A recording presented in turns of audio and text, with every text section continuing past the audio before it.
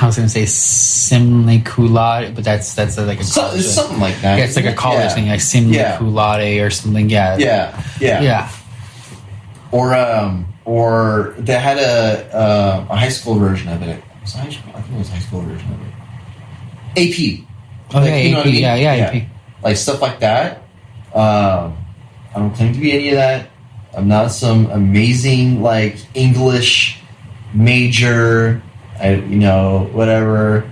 But I like when I write it, it's like just stuff makes sense. Mm-hmm. Like dialogue wise, dramatic wise, or whatever. Like it's like, okay, if this, like, I'm not going to describe the character's feeling and then have them speak the feeling. That doesn't make sense. I'm not some professor on the English language, but to me, that makes zero sense. Mm-hmm. Stuff like that. So, yeah, no. You know what I mean? Yeah. And, like, that's the hardest part is making it, is formatting it to that. To have, like, probably, like, even movies would be, like, you'd have the start of the film, and then you have, like, the climax, and then it goes back down again, So that's typically how it is, I think. Mm-hmm. Like, I don't think I really follow that. But every story has that, where you introduce the characters, then you have to introduce the conflict, then you have to there's stages, and like then you have to stages, there's they call it the save. I think they call it save the cat.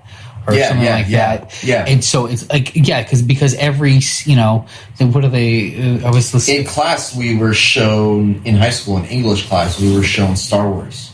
Because that follows to the letter and to the system, that format. Yeah. And that was like what we would watch in class to show us that. That's why Homer's Odyssey. That's why, like they say, like every story is Homer's Odyssey. Where it's the character. You have to you have to build like almost like an attachment to that character. So you want to give some. You want to share attributes that people can relate to, but then you also want to keep some mystery to it. But that exactly that's why I compared it to like a Goosebump. Goosebump is insanely popular, and they tell a story, but they tell it simply because if it got too deep, and you like, to be honest, like if you got too deep into like the specifics or like the psychological then you'd be like just right off the bat, like how the whole book starts off, you paint the city perfectly. Where you're my brain and pictures the walls, pictures the marketplace, pictures everything. But it's not like you're not describing every single vendor, and you're not describing every single nuance on the wall. And the top left brick has this hole in it from one of the wars. Because I don't need to fucking know that. I just need to have in my head, I need to have a scene, so that this character that is now being zoomed in on, now we got it's like my mind pictures a wide shot of, we have the city walls. Now we're getting into the city. Now we have the marketplace. Now we have not only have the marketplace, now we have a specific vendor. We have now we're like, the shot is now zooming in, and now we have an apple, and we have a scene of introducing one character and another character. We've established this woman is very striking and beautiful, but also has this kind of mysterious danger to her. Mm-hmm. And we don't need a whole chapter on that. We just briefly touch upon it, where we use we relate to the vendor as, oh damn, he's like caught up in this girl where he can't even talk right, because that's just describing, without having to go into detail, how striking this woman is. Yeah. And then what happens? Instantly, boom, scene. Now we're moving. Mm-hmm. Now we're focused on her. She's caught the attention of this hooded person, this hooded figure. You don't know anything about her other than that she's really beautiful. And now your perspective has gone from wide city to character, main character, one of the main characters. Yeah. Boom. and we've taken off, versus wasting a lot of time and talking about the history of Halorum or the language of how it, because I don't need to know that yet. I want to get caught up in the story and in the action, and so that's a great job, man. Yeah, I can see why that's really difficult. Because anybody can have a good idea, anybody can have a good story, anybody can be a good writer per se, but it takes a true author to have that lens of how is this going to be read. Not like I'd rather this be logical and readable versus this person think, oh man, that's all super smart. Really detailed. Because at the end of the day,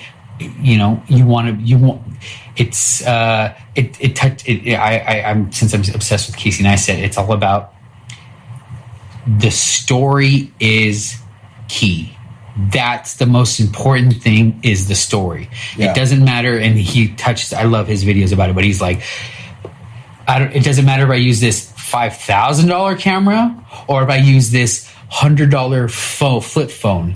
Which is going to tell the story the best? Some situations, the $5,000 camera, it tells the story the best. Sometimes the $5,000 camera gets in the way of the story, and the $100 camera tells the story better. So what's going to tell the story the best?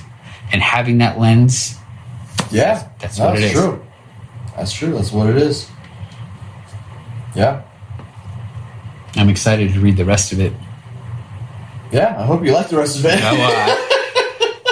I know I'm gonna like the rest of it because I'm obviously getting more insight, which is like it's like talking to a musician before you get to hear their full album. Oh yeah, and you're like, oh shit, that's pretty cool. That's what I like. One of the ways I wrote it was because I wanted to keep mystery behind some things. So like, what I love is like when you go watch a movie at a movie theater, let's say, like a big movie, like Marvel movie or Star Wars movie or whatever the fuck it is, and then the movie ends and you're like, oh fuck, like, okay, who's that character?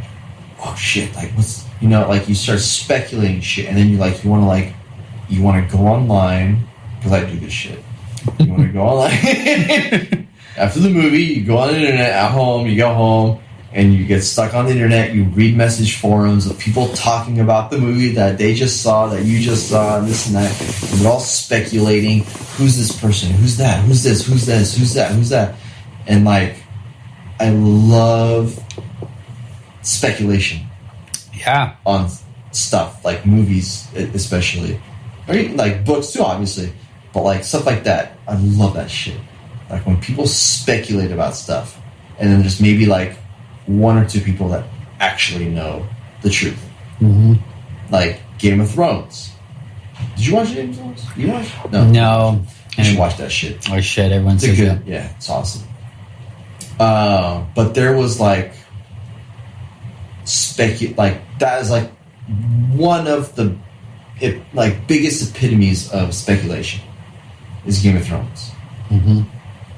And because you haven't seen it, I don't want to say shit, but like it's about like lineage. It's a speculation of lineage and like powers, I guess, in a way, and relationships between a few characters. That's the kind of shit that I love.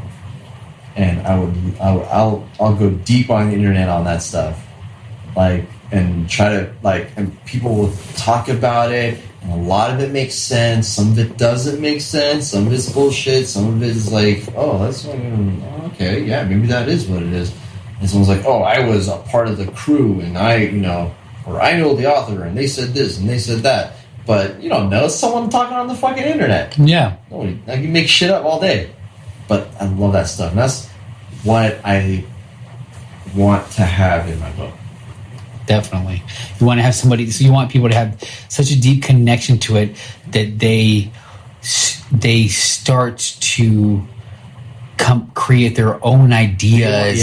I want them to make their own story off of the story. Off that story, yeah. And without anyone telling them that's wrong or right. Right. Like, I want, like, let's say someone reads it. Let's say fucking 10 years from now, we got all 4 books out. Mm-hmm. And the whole story's out. Maybe there's more books, who knows, whatever. Mm-hmm. And then this person made their own story based on that story of lineage and they call it fan fiction? Yeah. In a way, yeah. And let's say at that time, let's say I meet this person. And I talk to them. And they ask me, so this happened in this, and this person said this. Does this mean that? Something like whatever. Yeah. Because they just created their own story. Because they read into it really deep. Really went deep. Yeah, they went deep. Like, I would not tell them yes or no. I wouldn't want that because I would kill it. Kill it, yeah. You want them to, yeah. No, I totally get that. I love that. My parallel is always with music. So an album that I really love, or a band that I really love, is called The Deer Hunter. Yeah, no idea who that is. Yeah, so no one would. So one of my favorite, that band called Deer Hunter, they are super, super talented. They were, and there are these message boards that are like, it's really cool because their albums are acts. There's Act 1, Act 2, Act 3. That's the name of their albums. And one of my favorite theories is this whole story of it gets so deep because there's like this character that as the albums go along, there's this boy, the deer hunter, and then he wants to find out about his past and where he comes from. So then he goes back to the town that he came from to find where his mom came up, find out that his mom was a whore, a prostitute, goes to that brothel, finds out the brothel is being run out of a church because there's a song called the something and the priest, and that the priest is actually the pimp and is actually a priest by day, but running the brothel by night. So, and then finds that he then goes through that whole journey, kind of falls in love with one of the prostitutes there. Then it's during World War II. Then gets sent off to I forgot what part in World War II. But it goes to World War II, and these are all like hints because in one of the titles of the next song is called mustard gas, and goes to war. Runs into his twin brother. His brother dies in war, and he comes back and takes over his brother's identity. Detailed, crazy stuff. But I love following those stories and diving into that just based off of songs and being this is that. Oh, this is where his brother. Yeah. Oh, this must be the part where his brother dies. Yeah. And this is where he's taking over. And it's I could totally see that. Me personally, I already started doing that with your book, just beginning, because that's just I have that same mindset where my first thought of when the hooded figure runs and it kind of disappears is this is one of the guards. That's why he's not there anymore. It's because he got there and he transformed into one of the guards. And that's why they're kind of get out of here. And it's because it's him and she's confused, but my mom she's so stupid, it's just one of the guards. He's and that's why he appears so quickly after that, is because he just reformed into where he was. And see, that's cool though, that you get those trails of thought, right? And then you keep reading, you're like, oh, okay, well, I guess not. Yeah, you're I guess not. But then that's why those messages, because then you go, or maybe he's wanting me to think guess not. Maybe that's his thing. He's like, he wants me to think guess not, when really that really is it. And this is just like, because again, that's why this is so